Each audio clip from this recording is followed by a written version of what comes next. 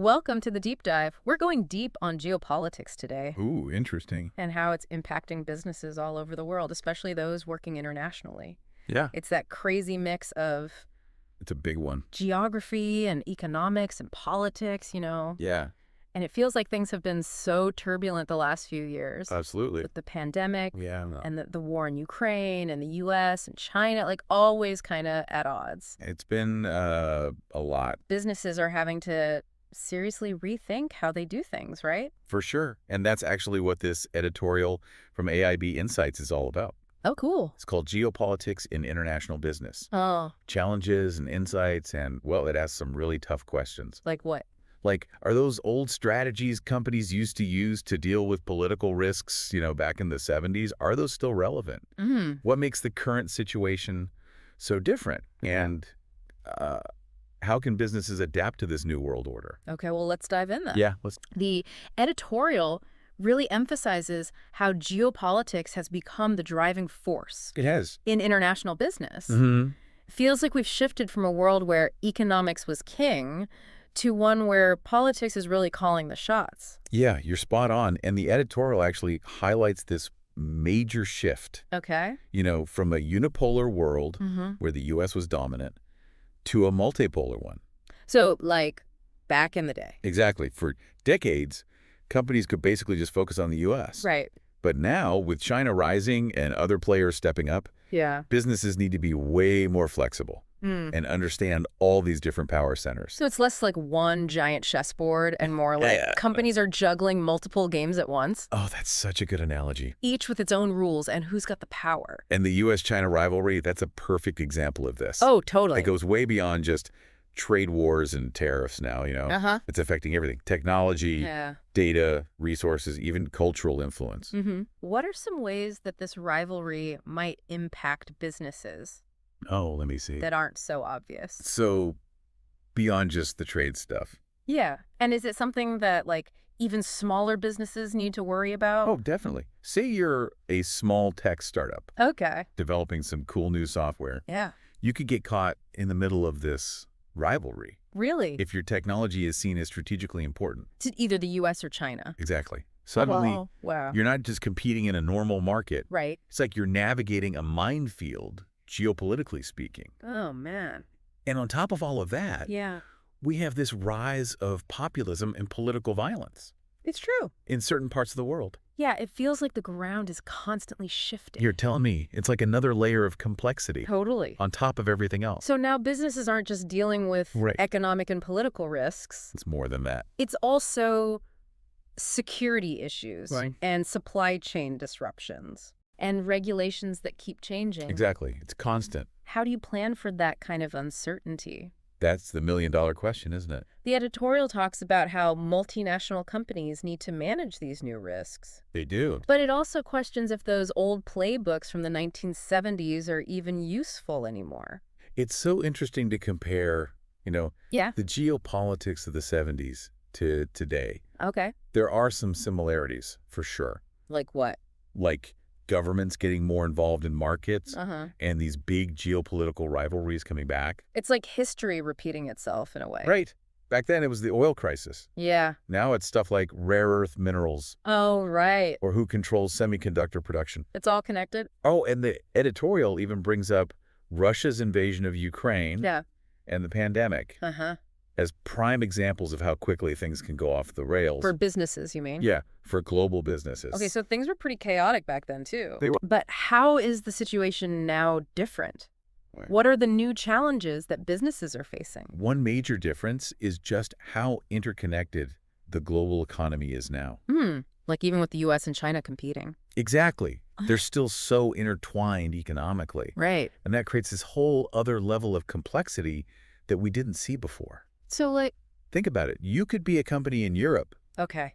but if your supply chain relies on parts from China Yeah. that then get shipped through, say, a U.S.-controlled port, Huh. you're automatically exposed to all the tension between those two countries. It's mind-blowing. Right. So the editorial is basically saying we need new strategies to navigate all this, right? It is. That the old ways of assessing political risk just don't cut it anymore. They just don't. So what are some of the new approaches that businesses should be looking at? Exactly. The old playbook, it was all about managing risks one by one. Ah, Like, is this one country where we're setting up shop? Is it politically stable or not? But now, it's all about understanding how all these risks connect mm, and how what happens in one part of the world can have a domino effect, yeah, impacting your business everywhere. that makes sense. So, what are some of these new approaches? Well, the editorial talks about something called liability of origin. Liability of origin. Yeah, I hadn't heard of it either, to be honest. Okay, break that down for me. So basically, it means that where your company is from, like Yeah. where your headquarters are or your main operations, Right. that can actually become a liability. In the global marketplace. Exactly. I'm Yeah. sure I follow. Okay, think of it this way. Yeah. Your company could have a fantastic reputation Yeah. for quality, innovation, you name it. Uh-huh. But if your home country gets into some kind of trade dispute Oh, or a political conflict with another country, right. suddenly you could face boycotts, Wow. sanctions, even just straight up hostility in that market. So even if your company had nothing to do with it, Yeah, it's like you inherit the baggage. of your home country's actions Exactly. Guilty by association. on a global scale. That's a good way to put it. I guess it shows how much geopolitics really is a core business issue now. It's not something you can just ignore anymore Right. or pass off to like the government relations team. The editorial says MNCs, multinational corporations, Yeah, they need to be much more proactive for sure. about managing these risks. And that means understanding how their home country's policies Okay. could impact their business all over the world. So what can companies actually do? Whoa. Are we talking about, like, relocating headquarters That's one option. or spreading out their operations more? Yeah, to minimize risk, Right. but it's also about building resilience into how your business works. Okay. How do you do that? Things like diversifying your supply chains. Makes sense. So you're not relying on just one country, Uh-huh. building strong relationships with stakeholders everywhere. So you're not blindsided by political changes and really cultivating this global mindset within your company. The editorial also mentioned this balancing act Oh, yeah? that companies have to do It's tough. between multilateral and bilateral stakeholders. It is. A lot of people probably don't even know what that means. I'd say so. Can you explain it? Sure. So you have these multilateral organizations like the UN Yeah. or the World Trade Organization. Right. They try to set up fair rules and encourage cooperation globally. Uh-huh. Then you have individual countries doing their own thing, Right. looking out for their own interests. Through bilateral agreements. Exactly. Those one-on-one deals between countries Gotcha. and MNCs, they're stuck in the middle of all this. Between the global and the national. Yeah, they have to figure out how to work within both systems. Even when those systems clash, That happens all the time. like a company operating in, say, a country that's part of the European Union, Perfect example. You have to follow EU rules. the multilateral agreement. Right, but then you also have the specific laws of that one country where your factory or office is. It's a lot to juggle. It really is, like walking a tightrope. What about the digital economy? Oh, that's a big one. The editorial mentioned how control over data, Mm-hmm. digital infrastructure, and technology, Yeah, it's becoming a major battleground. it is. It feels like power is shifting It is shifting from physical resources to data. Data is the new oil, they say. it adds a whole new layer to this geopolitical competition. Absolutely. Think about the race for 5G Yeah. or all the debates about data privacy and security. Uh-huh. These aren't just tech issues anymore. Right. It's about who controls information. And who makes the rules in the digital world? Exactly, and companies need to understand that. Then there's populism, Right. which the editorial linked to more political violence. Yeah, and instability. In some regions. It definitely makes things harder for businesses operating internationally. How so? Well, populism, with its focus on nationalism, Uh-huh. and often, like, anti-globalization views. Right. It creates a really unpredictable environment. For businesses, you mean? Yeah, one day you're welcomed. Okay. The next day, there are new regulations. Oh, wow. Tariffs, maybe Whoa. even threats of seizing your assets. That's scary. And in extreme cases, Yeah. you might even have to deal with social unrest Oh, man. or violence that disrupts everything. And puts your employees at risk. Exactly. It's a volatile situation. It makes you wonder if that old way of thinking, The old way, focusing mainly on economics, like labor costs and market size. yeah, is that enough anymore? I don't think so. It seems like companies need to understand political and social trends much better now. Absolutely. You can't just look at numbers on a spreadsheet. Right. You have to understand the culture, the politics, the social context of where you're doing business. You have to read between the lines. Exactly. Anticipate challenges and be ready to change your strategy. This is a lot to take in. It feels like companies used to be able to just react to things They did, yeah. as they happen, but now they have to be proactive. They do. Almost predicting the future. That's a great way to put it, and this need to be proactive. Yeah. It affects everything a company does. Like what? Supply chain management, risk assessment, Okay. marketing, public relations. Well, You always have to be thinking ahead, asking what if. what if this happens? How will we respond? Exactly. The editorial talked about building resilience and adaptability into business models. It's essential. Can you give some examples of what that looks like? Sure. Imagine a company that depends on one supplier Okay. for a really important component, Uh-huh. but that supplier is in a politically unstable region. Oh, no. Or maybe gets hit with sanctions. That would be bad. It could shut down the whole company. Yeah. A more resilient approach would be to have multiple suppliers. Okay. Maybe get that component Yeah. from different places around the world. Even if it costs a bit more. Yeah, sometimes you have to pay for that peace of mind. So spreading the risk, not putting all your eggs in one basket. Exactly. And it's also about creating a culture within your company Okay. of being agile, of responding quickly. You need to make decisions fast, Yeah. adapt to changes, and shift your strategy when you have to. If you're slow to react or stuck in the old You ways can have a tough time, in this environment. I'm sure. So we've talked about new ways to manage risk, Ah, the challenges of working with different types of stakeholders, yeah. the digital economy becoming a geopolitical battleground, Right. and the uncertainty caused by populism. It's a lot. I'm sensing a theme here. What's that? It seems like complexity is the new normal for international business. That's a brilliant way to put it. And the companies that can handle that complexity Okay. develop the right tools and strategies Uh-huh. and create a culture of adaptability and resilience. Yeah. Those are the ones that will thrive. It's a tough time, but also exciting It is, for sure. to be doing business globally.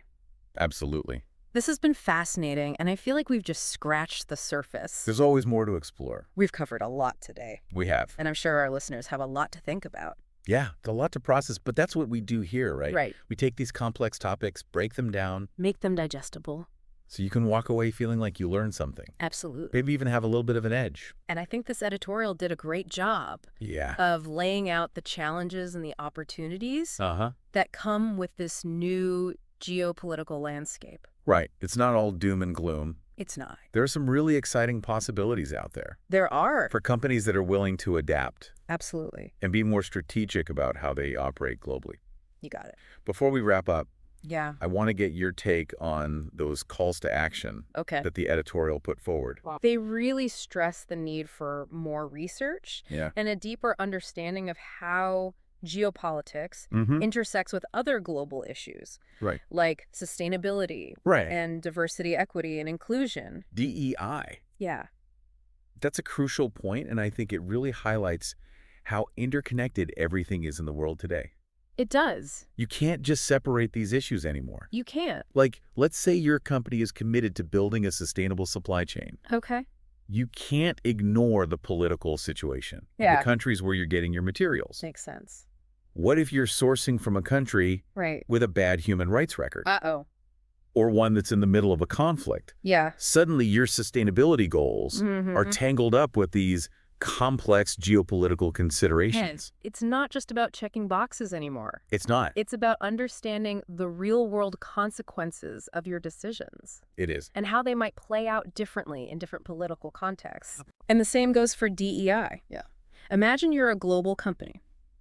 Okay. With employees from all over the world Right. operating in a country where there are strong cultural or religious norms Okay. that might clash with your company's values? How do you navigate that? That's the question, isn't it? How do you make sure your employees feel safe and respected Yeah. while also respecting local customs and traditions? It's a tough balance. These are the kinds of things that companies need to be thinking about. For sure. And it requires a whole new level of cultural sensitivity and political awareness. You got it. It's like every decision a company makes now Yeah. has this ripple effect that goes way beyond just the bottom line. Beyond profits. It's about navigating this complex web Absolutely. of social, political, and ethical factors. And that's where leadership really matters. Okay. We need leaders who are not just good at business, Yeah. but who also understand the world, Mm-hmm. how everything is connected And the impact of their decisions. on a global scale. The editorial also talked about needing new tools Yeah, and approaches to manage these risks. we do. What are some of the most promising developments you're seeing? One really interesting area is using big data and AI Oh, wow. to track geopolitical trends and anticipate risks. Okay. Imagine a system that could scan news feeds, Yeah. social media, economic data, Mm-hmm. even weather patterns. Weather patterns. Yeah, to find potential problems or emerging threats. That's crazy. Like a crystal ball It kind of is. helping you see into the future. No system is perfect, of course. Right. But being able to gather and analyze so much data, Yeah. it gives companies a whole new way to assess and manage risk. In real time. Exactly. So we've talked about the challenges, the calls to action, Yeah. and some of the new tools and approaches that are coming out. We've given our listeners a lot to think about. We have. But before we go, Yeah. I like to leave everyone with a final thought. Okay. Something to ponder. What do you have for them today? Well, we've been talking about all these changes, Uh. and it would be interesting for our listeners to consider what their own company or industry is doing Okay. to manage these geopolitical risks. Right. Are they still using the old playbook, Yeah. or are they trying new things? Good question. And how do they think these trends will impact their own work Yeah. and their careers in the future? Those are fantastic questions. Yeah, And they really highlight how important it is to stay informed, right. to be engaged and adaptable Uh-huh. in this world that's constantly changing. It's a journey, not a destination. It is. And we all have a part to play in shaping the future of global business. Well said. Thank you so much for joining us on this deep dive It's been a pleasure. into geopolitics and international business. Absolutely. I hope you found it informative and insightful, I hope so too. maybe even a little bit inspiring. Yeah. And to our listeners, we'll Okay. see you on the next deep dive.